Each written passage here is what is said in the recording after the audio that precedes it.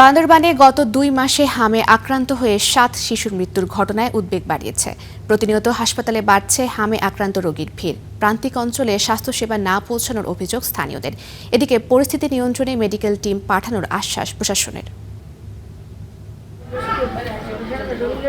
হামে আক্রান্ত হয়ে মারা গেছে 6 বছর বয়সী সন্তান। আরও 3 সন্তান ভর্তি হাসপাতালে। দিশেহারা বাবা মেনরুদ মোড়ক। 4 জনের মধ্যে একটা মারা গেছে, এই 3 জন তো আজ পর্যন্ত সুস্থ। হসপিটালের সময়ের মধ্যে পৌঁছে তো না হতো এরাও তো অঘটন ঘটে। প্রতিদিনই বান্দরবানের বিভিন্ন জায়গা থেকে রোগী আসছে জেলা সদর হাসপাতালে, যার মধ্যে বেশিরভাগই শিশু। জ্বর, শরীরে লালচে ফুসকুড়ি, কাশি ও শ্বাসকষ্ট সহ রয়েছে নানা উপসর্গ। বাড়তি রোগীর চাপে অনেকের ঠাঁই হয়েছে মেঝেতে। এক সপ্তাহ হয়েছে, তারপরে সবাই যখন করছে এখানে নিয়ে যাচ্ছি, আসার পরে একটু পরিবর্তন, একটু জ্বরটা বলা লাগে, তারপর কাশিটা কমানো। আদিকাল পর্যন্ত আমাদের পাহাড়ি ওষুধ খায়, আর এখন তো পাহাড়ি ওষুধ দিয়ে মানে নাই। পরিবারের 3 জন 4 জন এরকম আমার পরিবারে 2টা বাচ্চা আছে।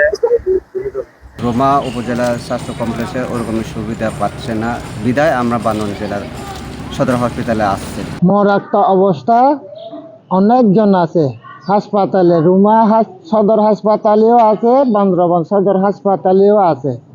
স্থানীয় স্বাস্থ্য বিভাগ বলছে, জেলার বিভিন্ন উপজেলাতে ছড়িয়েছে হামের প্রকোপ। এর মধ্যে ভয়াবহ চিত্র রুমাতে। দুর্গম এলাকায় মেডিকেল টিম পাঠানোর কথা জানিয়েছেন সংশ্লিষ্টরা।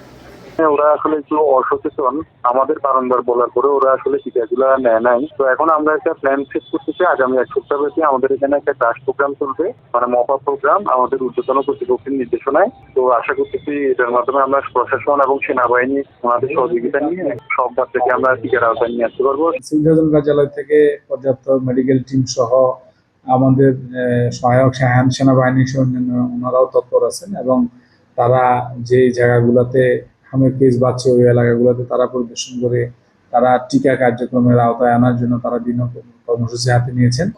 গত 2 মাসে হামে আক্রান্ত হয়ে মারা যাওয়া 7 শিশুর বাড়ি রুমাতে। বর্তমানে হাসপাতালে ভর্তি 40 জনের বেশি। Desk report, star news.